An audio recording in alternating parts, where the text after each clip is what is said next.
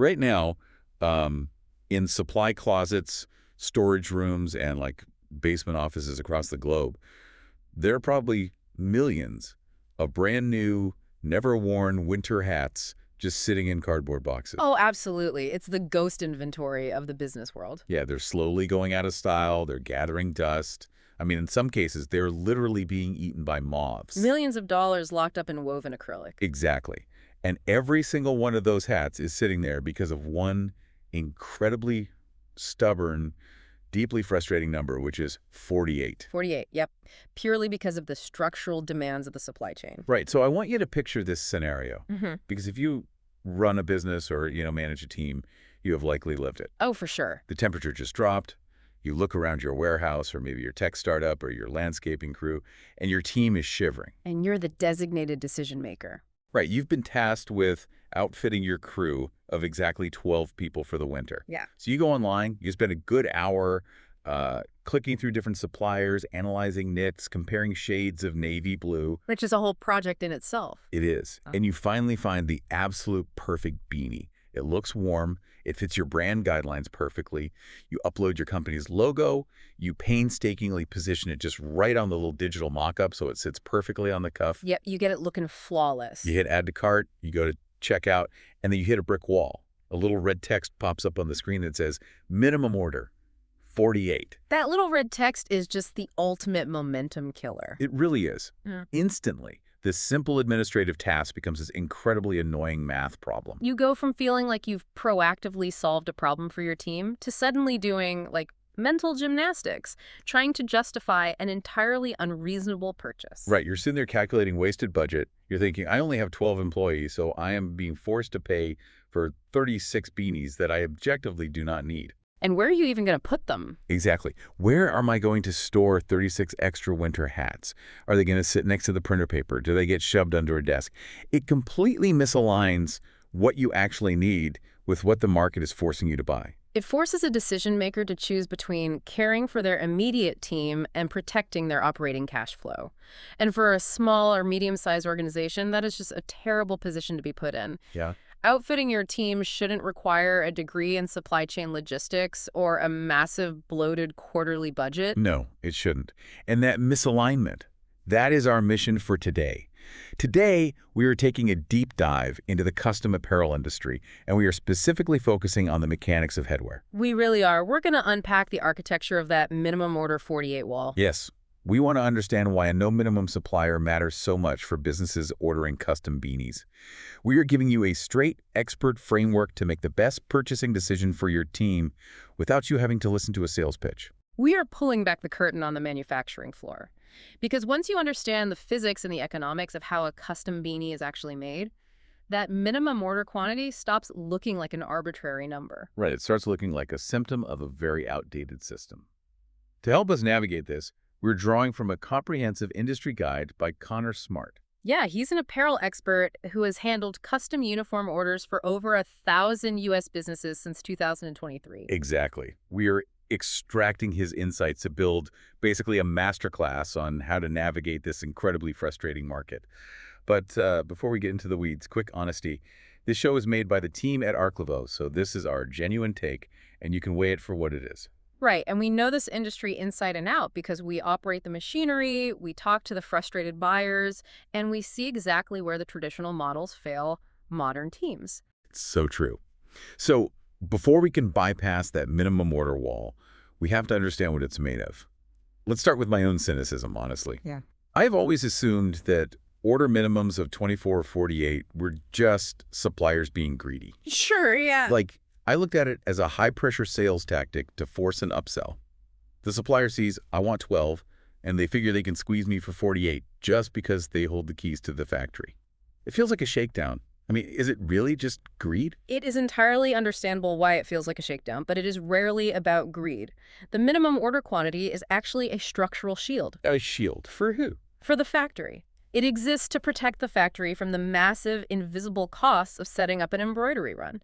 To understand this, we really have to look at the collision between digital expectations and physical reality. Okay, when you say digital expectations, you mean like the fact that I can drag and drop a JPEG onto a website in 3 seconds, so I expect the manufacturing to be just as fast. Precisely. You upload a PNG or a JPEG to a website. To you, that is a finished logo. But to an embroidery machine, that file means absolutely nothing.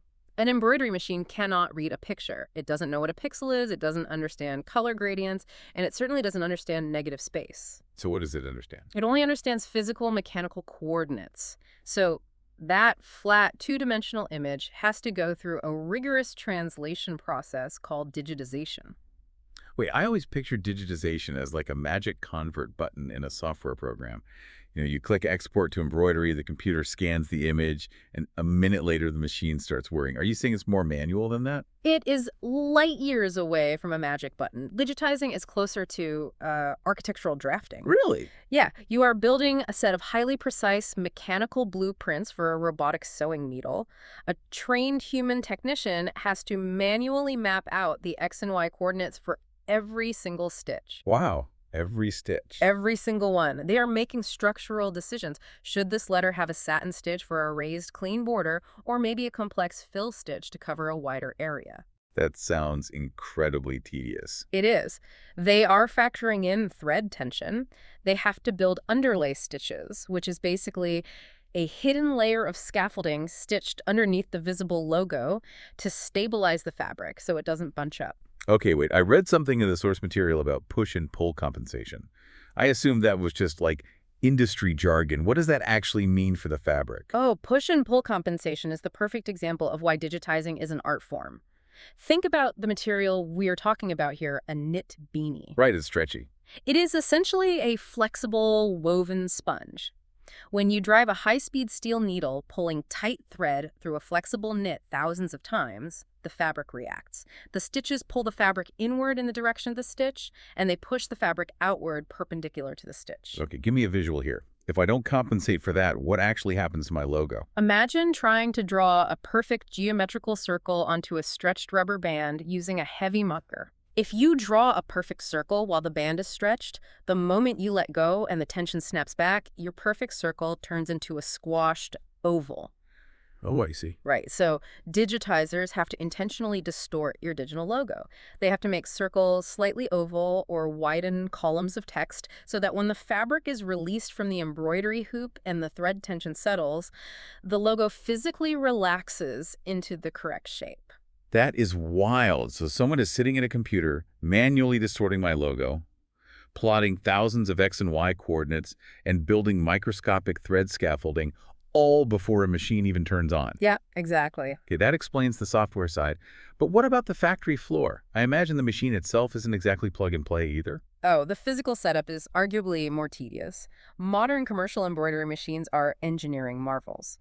They might have 15 different needles arrayed on a single sewing head, allowing for 15 different thread colors. Right. But they are completely analog in their setup. You might picture something like an office inkjet printer where you just slide in a plastic cartridge. Yeah, that's exactly what I was picturing. It is nothing like that. It is more like a massive mechanical loom crossed with an engine block. So if my logo has 3 colors, say white, navy, and gold, a human operator has to physically rig the machine for those specific spools. Yes. A human operator has to locate the correct physical spools of industrial polyester thread from a warehouse of thousands of colors.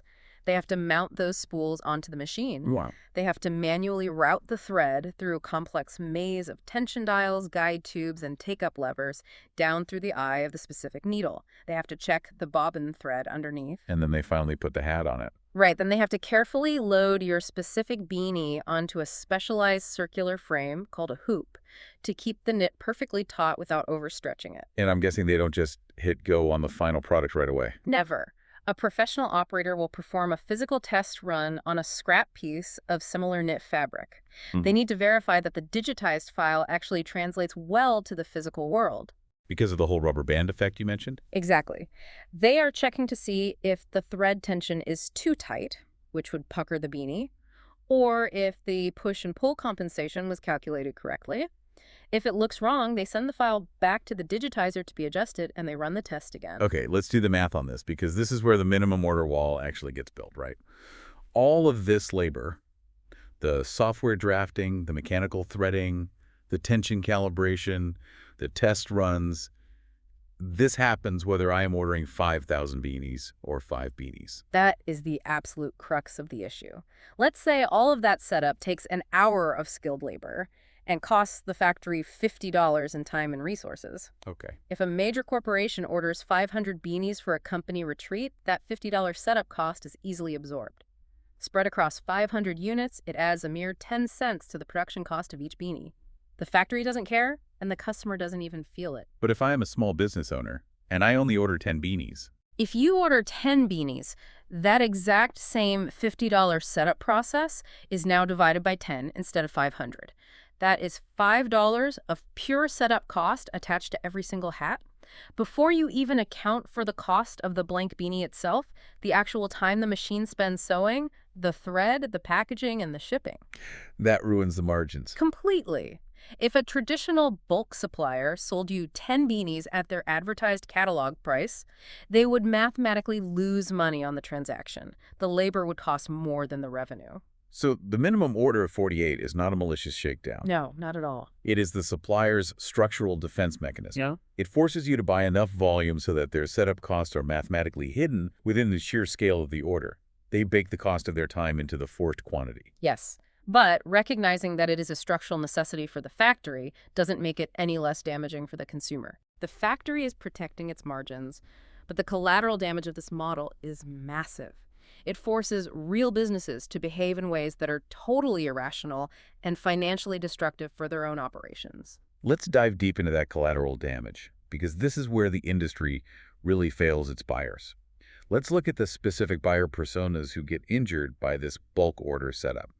Take the classic small business like an independent coffee shop or a local bakery with maybe 8 to 12 employees. The independent cafe owner is a perfect example. They aren't trying to build a global lifestyle brand. They just want their baristas to look uniform, feel like a team, and stay warm during the 6.00 a.m. winter rush. Right.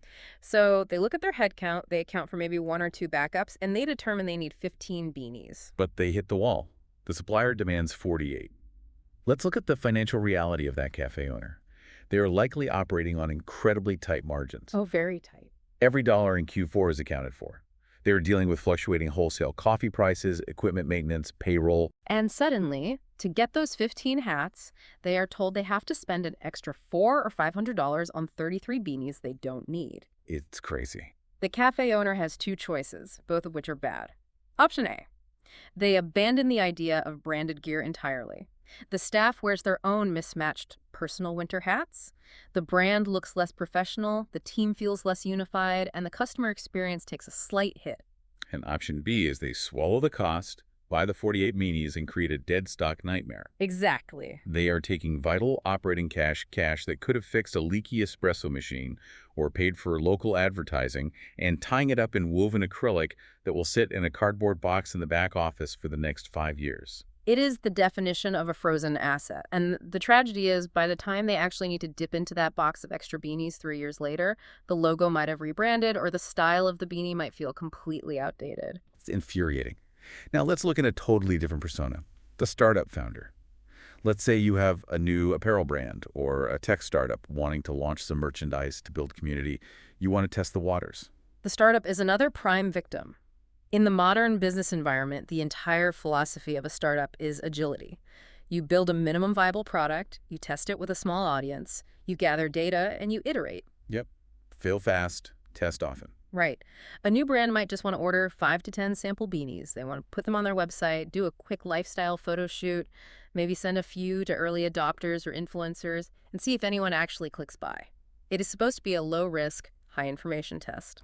But the bulk apparel supply chain operates on a 1990s industrial mindset. It doesn't care about your lean startup methodology. Not at all. It forces you to commit to a massive production run before you have proven a single ounce of market demand. It forces a founder to take a massive inventory risk just to get a proof of concept. If you are bootstrapping a company out of your garage, you cannot afford to have a quarter of your available liquid cash tied up in a mountain of neon green beanies that, it turns out, nobody actually wants to buy. Yeah, the bulk model actively discourages innovation and testing. It really does. And I see this exact same friction with event organizers. Think about local nonprofits, community 5K races, or volunteer festivals. They have highly specific, highly temporary outfitting needs. A local charity organizing a winter coat drive might have a core team of 15 key volunteers who are out in the cold directing traffic. They need those volunteers to be instantly recognizable to the public for safety and coordination. Makes sense. But they are operating on a strict donor-funded budget. Every dollar spent on administrative overhead is a dollar taken away from the actual mission of the charity. So when the supplier forces them to pay for 36 beanies just to get the 15 they need to hit the threshold, it's not just an annoyance. It is a misallocation of charitable funds. They are buying 21 extra hats that will be completely irrelevant the day after the weekend event ends. And this brings us to the most universally frustrating scenario of all, the one that almost every manager has experienced, the new hire dilemma. Oh, the new hire dilemma is brutal. It's psychological torture. I have lived this one. You bite the bullet in October, you accept the financial hit, you buy the 48 beanies. You hand out 20 to your current staff. You take the remaining 28 and you shove them in a storage closet. And you forget about them. Exactly. Fast forward 2 years, you've grown, you've handed out the extras to various people, the box is empty. And then it is the middle of January, it is 20 degrees outside, and you hire 3 new staff members. And you want those 3 new hires to feel welcomed. You want them to feel like they are instantly part of the culture. You want them to have the exact same gear as the person sitting next to them. Yeah, you need exactly 3 beanies. So you go back to your supplier, the one who already has your logo, the one you've already given a massive chunk of money to, and they point right back to that minimum order wall. Back to 48. You are facing a full 48-piece commitment all over again, just to outfit 3 human beings. It makes the buyer feel completely trapped by their own vendor. That exact feeling of being trapped, of being penalized for growing your team slowly, is why the industry is finally being forced to change its model. The rigidity of the supply chain is no longer acceptable to a generation of business owners who are used to on-demand cloud computing, on-demand logistics, and agile operations. Which means we're finally seeing the rise of the no minimum supplier. Yeah. Now that we've exposed the mechanics of the bulk order model and how it forces buyers to misalign their orders with their actual reality, how do we evaluate suppliers who claim to have solved this problem? Because if you Google no minimum custom beanies, you will get results. You'll get plenty of them. It sounds like the perfect utopia. I can order exactly what I want, when I want it, but my immediate cynical thought is, where's the catch? If the factory loses money on setup for small orders, as we just established, how is anyone offering no minimums without going bankrupt? We need to evaluate these suppliers because obviously not all solutions are created equal. You are absolutely right to be cynical. The concept of skipping the minimum unlocks pure operational freedom, but it is also a landscape filled with optical illusions. Optical illusion. Yeah, because the costs of digitization, machine setup, and labor do not magically disappear just because a website says no minimums. You have to be incredibly careful about how the supplier is offsetting those costs. Okay, so we need a rigorous way to vet them. I know Connor Smart's guide lays out a very specific framework for this. Let's break down the red flags and the green lights of navigating a no minimum apparel supplier. What is the very first trapdoor buyers fall through? The most common trap, the one that catches almost everyone off guard, is the hidden setup fee. A supplier will proudly advertise in massive bold letters across their homepage, no minimums, order just one. Sounds incredibly liberating. It does. You go through the whole process, you design the beanie, you add your 5 items to the cart, but when you get to the final checkout screen, right before you enter your credit card, they quietly slap on an $80 digitization and machine setup fee. Wow. Let's do the math on that because that completely vaporizes the economics of a small order. Let's say I am outfitting a small weekend landscaping crew of 6 people. Okay. The beanies themselves might be advertised at a very reasonable $15 each. So I am expecting to pay $90 for the product. Right. But if they hit me with an $80 setup fee at the last second, my total just jumped to $170. I am now paying over $28 per beanie. Exactly. They dropped a minimum quantity, but they preserved their profit margin by passing the entire structural cost directly onto you in one brutal lump sum. For a small team, a high setup fee makes a tiny order wildly expensive. It completely defeats the purpose of the on-demand model. It's a total bait and switch. It is. A true no-minimum supplier operates differently. They have invested heavily in software automation, streamlined internal logistics, and highly efficient floor management to absorb those setup costs structurally. Okay, so they fix their own process instead of charging me. Yes. They build a business model that survives on the aggregate volume of thousands of small orders, rather than punishing the individual small buyer with a hidden fee at the end. Yeah. So your absolute first requirement, ensure there are zero setup fees. The price of the beanie should be the price you pay. Okay, zero setup fees is the baseline. Let's say I find a unicorn supplier who doesn't charge for setup. What is the next thing I need to demand to protect myself? You must demand a free digital proof before anything goes into physical production. A digital proof is a high-resolution computerized rendering that shows you exactly how your logo will translate into thread on the finished garment. It details the exact placement, the precise dimensions in inches, and the specific thread color codes they intend to use. I want to challenge this because I can imagine a lot of busy managers thinking, look, I paid a graphic designer good money for this logo. I uploaded a high-res vector PDF. I know exactly what my logo looks like. Why do I need to waste 2 days waiting for a factory to show it back to me? It's a fair question. So if a supplier offers no minimums but refuses to send a digital proof first, what is the actual risk to me, the buyer? The risk is catastrophic because you are ignoring the medium. We are not printing ink onto smooth, flat, white paper. We are driving needles and physical thread into a stretchy, textured, three-dimensional knit surface. First, you have severe sizing constraints. A corporate logo with a small tagline underneath might look incredibly sharp on a massive glowing computer monitor. But when you shrink that logo down to 2.5 inches wide and try to stitch it into thick, ribbed acrylic yarn. I imagine printing on knit is a nightmare. I'm just picturing a sponge. Like if you paint a sponge and then squeeze it, the paint just chips off or it seeps into the holes and the letters become unrecognizable blobs. Is that what happens here with the thread? That is the perfect way to visualize it. The letters fill in, the negative space collapses, the loops close up, and your crisp corporate tagline turns into an illegible threaded lump. A digital proof catches that structural failure. Oh, so they catch it before it's stitched. Exactly. It allows the technician to say, at this size, this text won't work on knit. We need to enlarge the logo or drop the tagline. And what about color? I assume a blue pixel is a blue pixel. That is the second massive risk. Your computer screen emits light. It uses the RGB color model. It literally glows. Thread, however, absorbs light. It relies on physical pigments. The vibrant, glowing neon green you see on your MacBook monitor might translate to a dull, muted forest green in a physical spool of polyester thread. Huh. I never thought about that. Furthermore, thread interacts with the color of the beanie itself.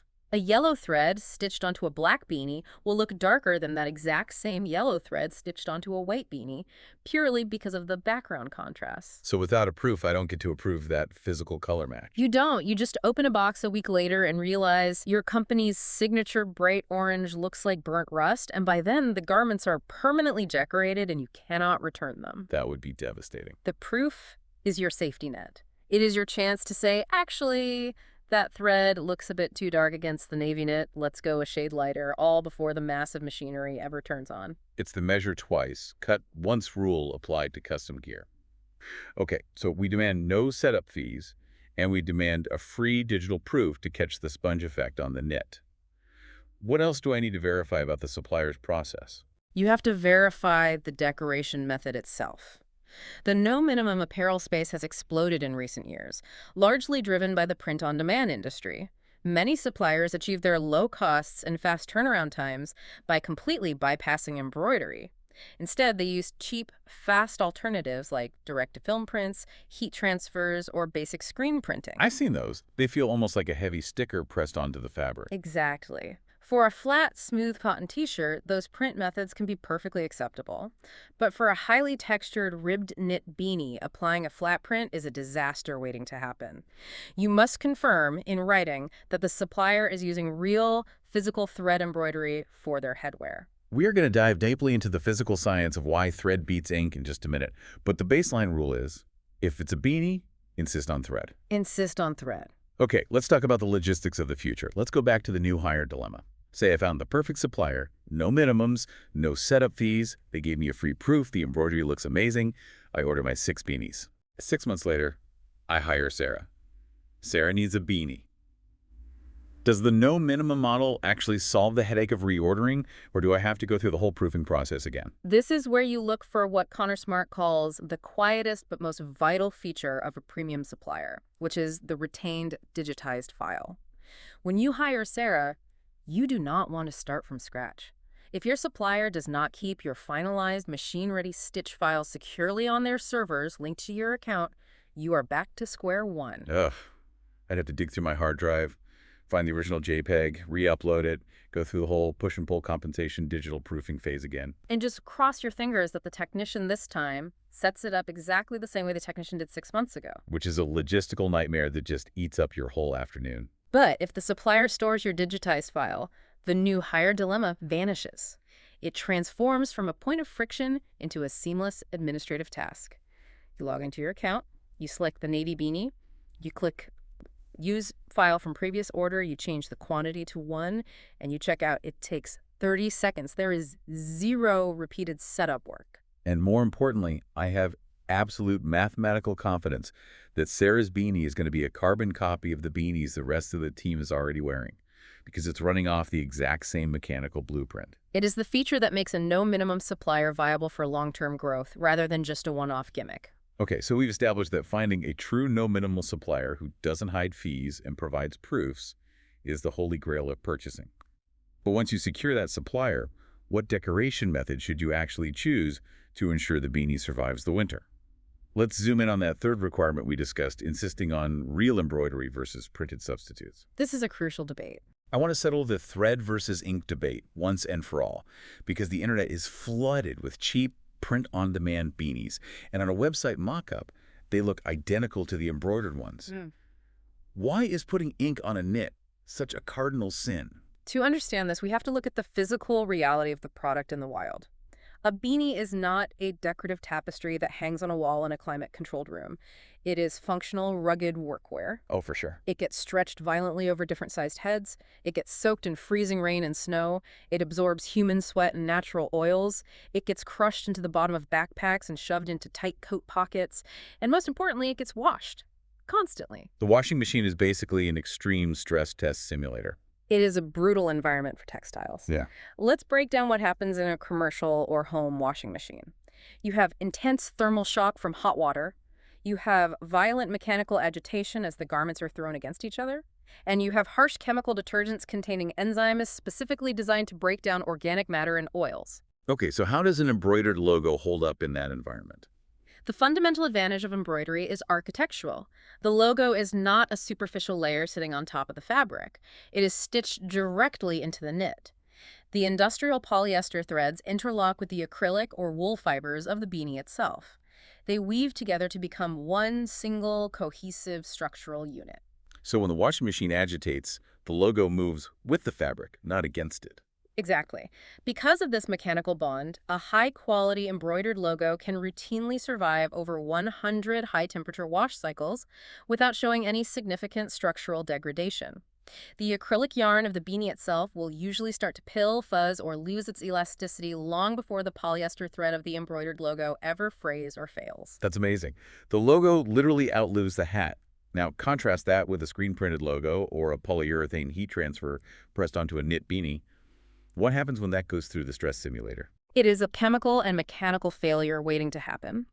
When you print on a knit beanie, you are laying down a rigid, superficial layer of plastisol ink or adhesive film on top of a highly textured, deeply grooved surface. Remember the sponge analogy? Yeah, the valleys and peaks. Right. Knit fabric consists of tiny valleys and peaks.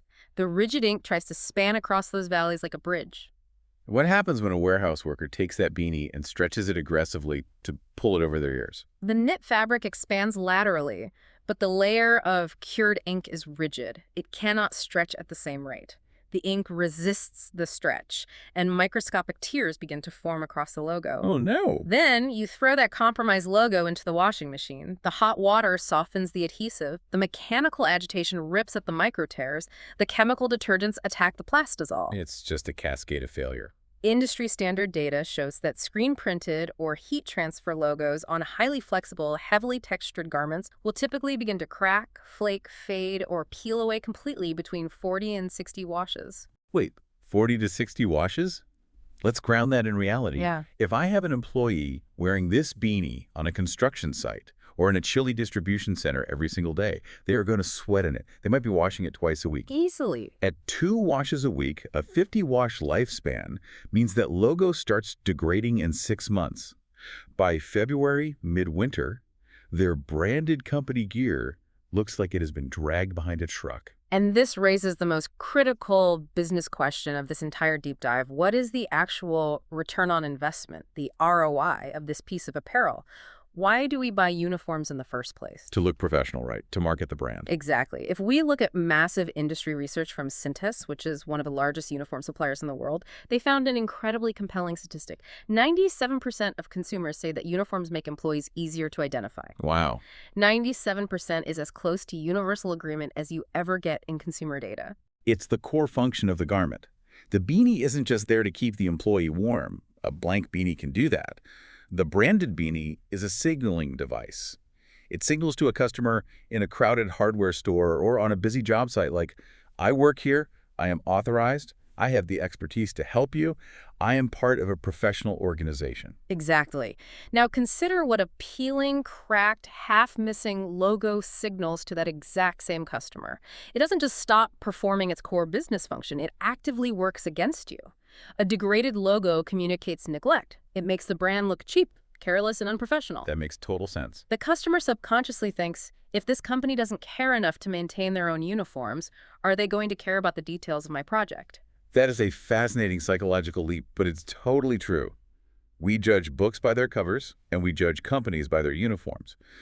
So, while a printed beanie might save you $3 up front, its ROI is terrible because it destroys your brand image within 6 months. Embroidery might cost a fraction more initially, but its ROI is vastly superior over the lifespan of the garment because it actually keeps doing its job for years. You are paying for permanence. You are buying a durable asset, not a temporary sticker.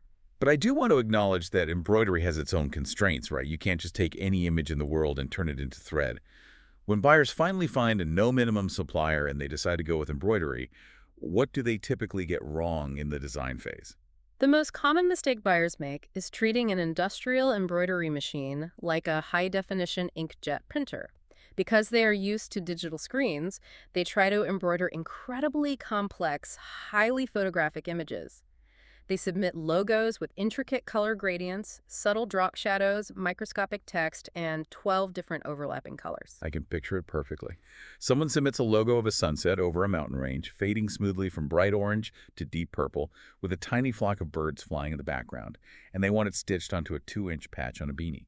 And the physical reality is thread cannot do gradients. Thread is a solid, opaque, physical tube of color. You cannot blend a yellow thread and a red thread together to make a smooth orange transition like you can with wet paint. Right. If you try to force a machine to create a gradient, the digitizing software just aggressively layers thread on top of thread, trying to create an illusion of blending. What does that actually look like on the beanie? You end up with a stiff, heavy, bulletproof lump on the front of the hat. It is so dense with thread that it actually pulls the surrounding knit fabric out of shape, creating permanent puckering. It looks terrible and it's uncomfortable to wear. So what are the rules of thumb for a decision maker designing an embroidered logo? How do we optimize for thread? The best results, the sharpest, most professional, most durable beanies come from aggressive simplicity. You want clean, bold lines. You want distinct, solid geometric shapes, and you want to strictly limit your thread colors. Ideally, stick to 3, 4, or 5 colors maximum. Think about the most iconic, recognizable brand logos in the world. The Nike swoosh, the Apple silhouette, the golden arches of McDonald's, the Target bullseye. They are stark, they are incredibly simple, and they translate flawlessly to physical thread. They rely on shape, not shading. If your corporate logo is highly complex or relies on gradients, a good supplier will work with you to simplify it for apparel. Makes sense. They will help you remove the drop shadows, flatten the gradients into solid blocks of complementary colors, and enlarge the text so it remains highly legible when stitched. Simplify for impact. I love that. Simplify for impact. Now, I want to talk about a style hack you mentioned when we were prepping for this deep dive, because this solves a massive cultural problem for diverse teams. Tell me how a smart manager can navigate individual employee preferences while still maintaining strict brand consistency. Oh, this is one of the most powerful, underutilized benefits that a true no minimum supplier unlocks. Let's imagine you manage a diverse creative agency with a team of 10 people. You have a mix of ages and personal styles. 5 of them are younger, and they absolutely love that slouchy, oversized, relaxed beanie fit. The other 5 prefer a very traditional, snug, cuffed knit beanie. In the old bulk order world, you are trapped. You would have to buy 48 slouchy beanies and 48 cuffed beanies to make everyone happy, which means buying nearly 100 hats for 10 people. Which you are definitely not going to do. Exactly. So you Yeah. compromise, you buy 48 of whatever the cheapest standard hat is, you force everyone to wear it, and half the team secretly hates it and quote-unquote forgets to wear it to the job site. It creates instant friction. But with a no minimum model, you have complete agility. You can do a mixed micro order. You can order exactly 5 slouchy beanies in black and exactly 5 cuffed beanies in black. And here is the hack. You apply the exact same digitized embroidered logo file to all of them. Because the embroidery machine doesn't care what style of hat is clamped into the hoop, as long as the fabric behaves similarly. Exactly. As long as it is a suitable knit, the machine just runs the program. You maintain perfect corporate brand consistency. The logo is identical in its sizing, its thread colors, and its precise placement across the entire team. Wow. To the outside world, you look like a highly unified organization. But internally, you have respected and accommodated individual employee preferences. And the psychology of that is huge. When people actually like the fit and feel of their gear, when it matches their personal style, they don't just wear it at work, they wear it on the weekends, they wear it to the grocery store. Exactly. Your brand visibility goes up exponentially, all because you were able to order 5 of one style and 5 of another without facing a financial penalty. It's a brilliant win-win that is entirely impossible when you are chained to a minimum order quantity. It shifts company apparel from being a mandated uniform into being highly desirable custom gear. Okay, let's take a breath and survey the landscape we have just mapped out. We've now armed you with everything you need. You know exactly why minimums exist. They are rigid structural shields designed to hide factory setup costs. You know exactly who gets hurt by them: small teams, agile startups, nonprofits, and managers trying to onboard a single new hire. You also possess the 4-point framework to rigorously vet any supplier claiming to offer no minimums. You know to instantly walk away from hidden setup fees. You know to demand a free digital proof to protect against the physical unpredictability of knit fabrics. You know to ensure they retain your digitized files for seamless future top-ups. And finally, you know exactly why you must insist on structural in-house embroidery over superficial printing to guarantee an ROI that survives 100 trips through a washing machine. We have built a highly rigorous, demanding framework for what the ideal custom apparel experience should look like. Now, we want to apply this entire framework to the market and give you our definitive take on who actually delivers this. This is where we bridge the gap between theory and practice. We want to take this entire demanding criteria and give you our definitive, tested take on who actually delivers on this promise in the current market. This is the moment in the deep dive where we pivot from pure, objective education to our confident, sincere, opinion-based case. Based on all the metrics, the pain points, and the financial realities we just spent the last 45 minutes establishing, who do we look to as the standard bearer? When you apply this intense scrutiny to the market, who actually survives the test? When we systematically evaluate the landscape of custom apparel through the lens of everything we've discussed, the absolute need for agility, the uncompromising demand for durability, and the necessity of fair economics for small teams, we apply those exact criteria directly to Arklavo. And when we run Arklavo through that gauntlet, we see a business model that was fundamentally engineered from the ground up to solve these exact friction points. Let's connect the dots, point by point, holding them to the fire of our own framework. We started with the ultimate frustration, the minimum order wall that traps liquid cash in dead stock. How does Arklavo address the math of the cafe owner or the startup? By entirely removing the wall. They genuinely offer no order minimums, and this is crucial. It is not a gimmick where the minimum is technically one, but the hidden fees make ordering one financially ruinous. Right. A team can buy exactly the headcount they need with transparent pricing. If you are a massive corporate event needing 1,000 beanies, they have the infrastructure to handle it. But if you are a solo entrepreneur needing exactly one branded beanie for a trade show this weekend, they process it with the exact same priority and care. You order your exact headcount, you preserve your Q4 budget, and you completely eliminate the concept of dead stock from your operations. Okay, so the volume barrier is gone. What about the quality control and the physical production? We hammered home the vital importance of real embroidery and the dangers of suppliers who act as mere middlemen, farming out the physical work to the lowest bidding print-on-demand network.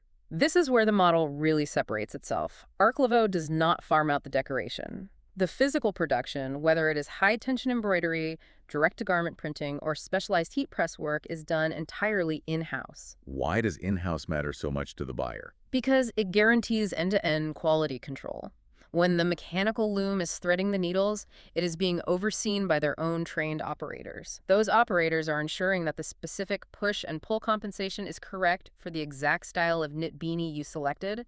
They are monitoring the thread tension in real time. Makes total sense. It is not being blindly packaged in a zip file and emailed to an anonymous third-party warehouse halfway across the country where no one cares about your brand guidelines. The people running the machines are the same people guaranteeing the product.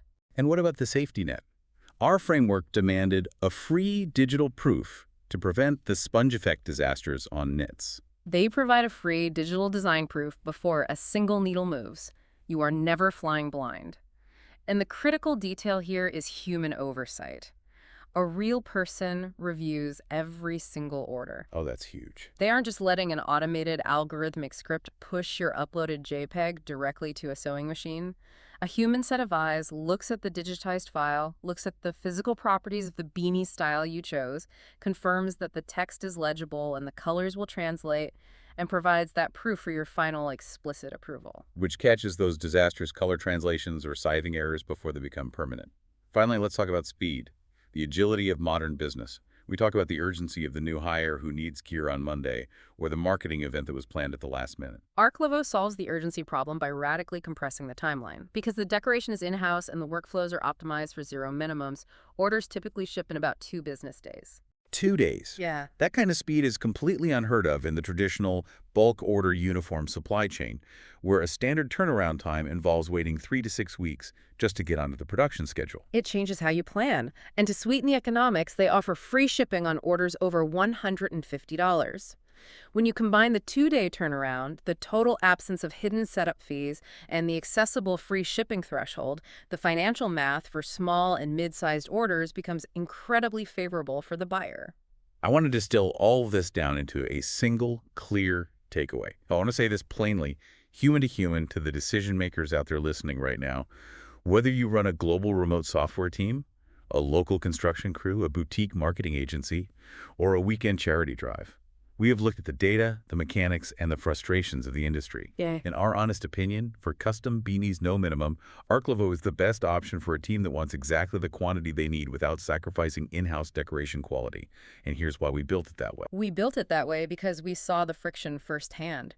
We saw the exhausted cafe owners being forced to tie up their cash in 50 hats. We saw the startups settling for peeling, cracked, printed logos because they simply couldn't afford the massive lump sum setup fees required for real embroidery. Yeah. We fundamentally believe that professional, durable, high-quality branding shouldn't be a luxury reserved only for massive corporations placing orders in the tens of thousands. It's about democratizing access to professional gear. It should be easily accessible to a founder testing a new product line, a nonprofit organizing a handful of volunteers, or a manager who just wants to welcome a single new hire with a warm hat on their desk. It is about profound respect for the buyer's reality, and the market has responded to that respect. Since 2023, Arklavo has produced branded apparel for more than 1,000 businesses globally. They maintain a 4.8 out of 5 verified buyer rating. That's incredibly consistent. That level of consistency across a global footprint does not happen by accident. It happens by systematically removing the barriers, absorbing the setup costs structurally rather than punishing the buyer, and delivering a physically superior product that survives 100 wash cycles. It is a confident statement of belief, backed entirely by the operational mechanics and physical science we've spent this entire deep dive unpacking. There are no hard sell tactics here, no fake ticking clock urgency, no buy now pressure, just a straightforward model that aligns perfectly with how modern agile teams actually operate in the real world. It is a rational choice for a decision maker who values their time, their budget, and their brand image equally. With the verdict delivered and the reasoning so clearly laid out, I want to step back for a second as we wrap up. Let's look at what all of this actually means for the future of outfitting your team, and summarize the journey we've been on today. We have covered a massive amount of ground, from the physics of thread tension to the psychology of the new hire. The core, undeniable takeaway is that you, as a decision maker, are no longer trapped. You no longer have to be at the mercy of antiquated bulk minimums. The manufacturing technology and the business models have finally evolved to match the speed of the internet. You are now an incredibly informed buyer. You possess a strict, uncompromising criteria for vetting any supplier. You know to aggressively demand free digital proofs to protect your brand's integrity. You know to look for retained logo files to ensure seamless, headache-free reorders. And you know to scour the checkout page to ensure there are absolutely zero hidden setup fees sabotaging your per-unit budget. And on the physical product side, you know that the thread versus ink debate is entirely settled when it comes to knits. In-house embroidery is the only acceptable method to guarantee a beanie that survives the harsh physical demands of winter wear and the brutal environment of a washing machine, ultimately protecting your ROI for years to come. You understand the structural reasons behind the industry's historical flaws, and you know exactly the path to bypass them. And so, I want to leave you with a new paradigm to mull over as you look at your team's needs this coming season. For decades, ordering company apparel has been universally viewed as a stressful, expensive, annual bulk buying chore. It's a task you dread doing because you know it's going to eat up a massive chunk of your budget and create logistical storage headaches. But what if you permanently stopped viewing it that way? It requires a fundamental shift in perspective. Think about the possibilities. When minimums disappear, apparel stops being a static, dreaded chore and instantly becomes a dynamic, agile, on-demand tool. It becomes a highly effective way to build and reinforce team culture exactly when you need it most. Imagine your team lands a sudden, unexpected side project win on a Thursday. By Tuesday, you can outfit the exact 6 people who worked on it with premium custom beanies to celebrate. You are rewarding behavior in real time, not waiting for an annual budget review. Imagine welcoming a surprise new hire, not with a sheepish apology about not having their size in stock, but with fresh, matching high-quality gear sitting on their desk on their very first day. Or imagine deciding to sponsor a local pop-up event on just 3 days' notice and being able to outfit your specific crew without destroying your Q4 marketing budget on dead stock. When the traditional barriers to entry are finally removed, branded apparel becomes a fluid, natural extension of your team's culture and identity. It is able to move and adapt at the exact speed of your actual business. That is the real power of no minimum ordering. It takes the leverage away from the factory and puts the control entirely back in your hands where it belongs. So remember that sinking feeling of hitting the minimum order 48 wall. Take a good look at it, because next time you see it, you will know exactly how to walk right around it. This episode was produced with AI narration by the Arklavo team.